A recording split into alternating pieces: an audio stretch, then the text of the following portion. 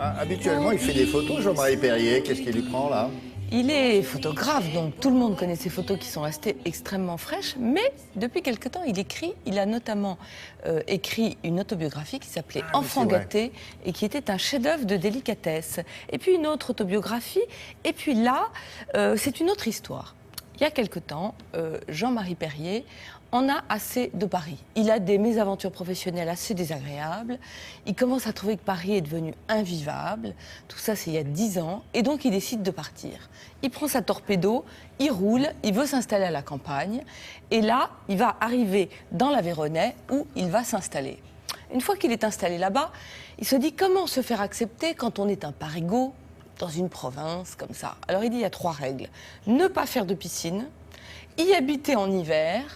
Et il va voir le patron du journal local, le Villefranchois, à qui il propose une chronique. Il lui dit, voilà, est-ce que je peux vous faire des chroniques? Chaque fois, ce sera une photographie et un portrait, aussi bien de gens très connus que de gens anonymes. Des gens... la région. Exactement. D'accord. Et ce livre, qui est assez gros, rassemble ces 10 ans de portraits. C'est publié chez Quérault. Ça s'appelle Loin de Paris. Et c'est absolument formidable. Parce qu'on y croise vraiment des gens inattendus. Alors par exemple, côté Dutronc, on se dit que forcément, Jean-Marie Perrier, qui est le meilleur ami de Jacques Dutronc depuis très longtemps, on va croiser un Dutronc. Seulement, le Dutronc qu'on croise, on croise un tout petit peu Jacques, mais on croise surtout Mère Marguerite Dutronc, qui est la tante de Jacques Dutronc. J'ai toujours pensé que c'était un saint homme, ce Jacques. Exactement. Ça ne m'étonne pas. Il a une tante qui Regardez, il a une tante que vous voyez en photo. Ah, on la Mère voit mal, Marguerite, elle est mère supérieure. Alors elle tient la photo de... Dans un couvent tout à côté de chez Jean-Marie Perrier. Elle est mère supérieure, elle a prononcé ses vœux il y a 60 ans. Alors quand Jean-Marie Perrier veut aller la voir, elle dit qu'elle n'est pas très chaude. Il dit ça, c'est bien la preuve qu'ils sont de la même famille, ces gens qui ne veulent pas voir comme ça. Et c'est une photo de Jean-Marie Perrier qu'elle tient d'ailleurs. C'est une photo de Jean-Marie Perrier qu'elle tient. Et Jean-Marie va trouver plusieurs ressemblances entre ces deux personnes qui a priori n'ont rien à voir, si ce n'est leur famille. C'est qu'ils ont tous les deux l'œil qui frise et qu'ils ont une singularité qui les fait ne ressembler à personne. Il faut lire ce portrait, c'est absolument ravissant. Il y a des gens très connus. Il y a Modiano, mon cher Modiano, qui vient de recevoir le prix Nobel, que Jean-Marie Perrier connaissait quand il était petit. Il disait que Modiano, petit, était déjà plus grand que tout le monde parce qu'il connaissait la mère de Modiano. Il y a une histoire extraordinaire. Lucienne Le Proust et Denise Durand. Ce sont 2 vieilles dames qui ont passé l'âge de faire la bagatelle, qui habitent ensemble, toutes serrées, 2 petites dames, serrées l'une contre l'autre. Leur histoire est dingue.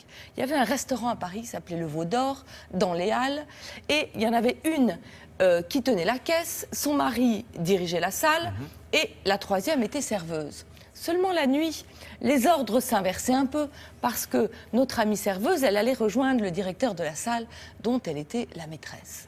Donc ce trio a vécu ainsi assez longtemps, et puis quand le monsieur est mort, eh ben, les petites dames, elles sont parties, elles sont retournées chez elles et elles vivent ensemble. La femme et la maîtresse. Oui, la femme et la au moins, maîtresse. elles avaient un souvenir en commun. Exactement, elles ont ce souvenir en commun. Elles avaient Robert, Voilà. c'est autre chose. C'est absolument un livre, un chanteur, parce que il n'y a pas de parisianisme, donc déjà ça fait un bien fou. Pas de jeunisme. Il y a un portrait de Micheline Prel et Daniel Darieux, qui est la chose la plus délicieuse du monde.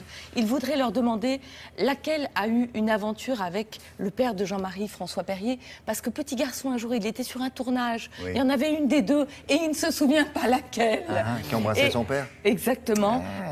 Il y avait un machinot qui lui avait dit cette phrase géniale. C'est un tout petit garçon à l'époque, Jean-Marie Perrier. Il lui avait dit « Ne baise jamais au-dessus du titre ». C'était une manière de dire qu'il ne fallait jamais avoir une aventure avec une actrice. Célèbre, c'est qui est tout en haut. Exactement au-dessus du titre.